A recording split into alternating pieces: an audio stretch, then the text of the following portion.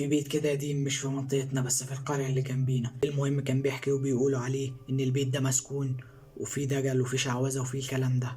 واللي كان مأكد لنا الموضوع ده الناس الكبيرة اللي في منطقتنا بتقول نفس الكلام، والناس اللي في القرية اللي جنب البيت بتقول نفس الكلام. المهم كنا قاعدين أنا وأصحابي بتاع 5 ولا 6 وكنا بنحكي قصص رعب وكده، وسيرة المكان ده في أي قصة رعب لازم تتجاب. وكل اللي أنا أعرفه عن البيت ده إن البيت ده مقفول بقاله 25 سنة. لما فتحنا سيرة العفاريت وكده في واحد صاحبنا قام من النص وقال ما تيجي نروح نشوف البيت ده وايه قصته، وهل فعلا البيت ده فيه الكلام اللي هما بيقولوا عليه ده ولا بيكدبوا. كلنا عملنا شجعان وبتاع وقلنا يلا دلوقتي وتدفع كام لو رحنا والكلام ده. ورحنا تاني يوم الصبح عشان نفهم ايه الدنيا هناك. رحنا هناك وكان في كشك جنب البيت وقاعد فيه راجل كبير واسمه عم اسماعيل. دخلنا على عم اسماعيل سألناه وقلنا له تعرف ايه عن البيت ده؟ قال لي كان في واحد هناك اسمه سامر. سامر ده كان دجال ومشعوذ وكل الصفات الوحشة فيه، كان مع عيلته وكل حاجة في البيت ده. اجى مرة واحدة سامر ده واختفى لمدة 93 يوم. بعد ما اختفى رجع تاني واتفق مع اخوه خالد ان هما يقتلوا العيلة علشان يعملوا حاجات مشعوذة وكده. ولعب في دماغ اخوه وفعلا نفذوا وقتلوا كل العيلة ما عدا اخوه. وتاني يوم دخل على اخوه وقتله بأبشع الطرق.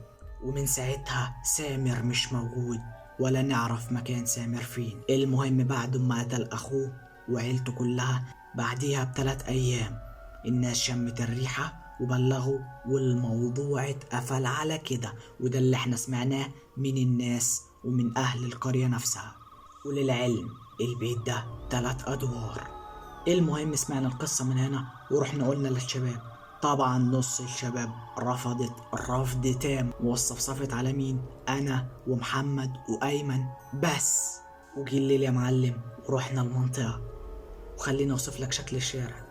الجو ضلمة طبعا وفي اشجار غريبة جدا، والبيت شكله اصلا متهالك وشكله مرعب حرفيا. شكله مرعب. الشارع اصلا محدش بيعدي منه غير كل فين وفين.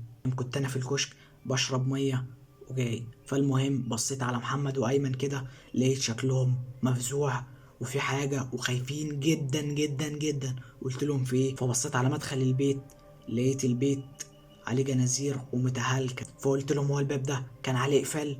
فقالوا لي لا هو كان كده. رحنا عند مدخل الباب فبزوق الباب كده الباب اصلا مفتوح لوحده، يعني الجنازير اصلا هي محطوطة على الباب بس الباب مفتوح تمام.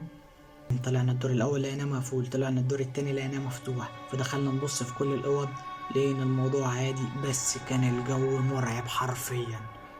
المهم قعدنا نلف شوية يمين وشمال يمين وشمال.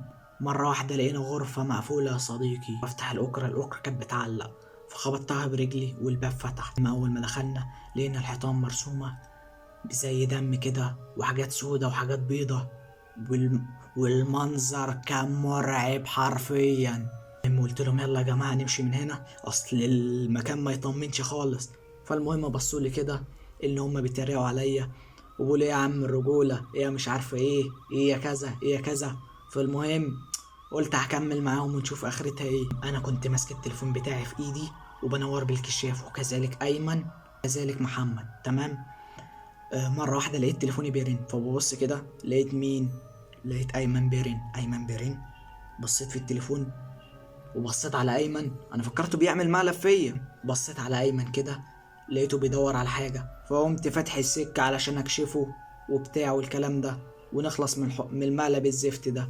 أول ما فتحت التليفون لقيت أيمن بيقول لي أنت فين يا ابني؟ إحنا مستنينك تحت. مستنيني تحت؟ أمال ده مين؟ وده مين؟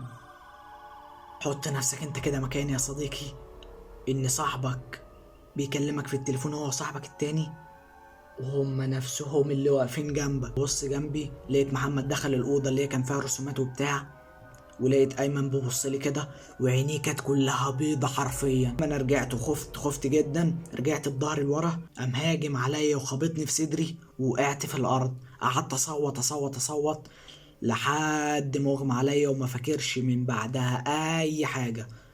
صحيت لقيت نفسي في الشارع والناس حواليا وصحابي تحت وقلت لهم ايه اللي حصل؟ قالوا لي احنا سمعنا صوتك وانت بتصرخ فوق. فالناس التمت ودخلوا عند مدخل البيت ولقوا ان الجرانزير محطوطة وعليها قفال، كسروها وطلعوا لقوني مغمى عليا في الدور التاني، وده الدور اللي قتل فيه العيلة كلها.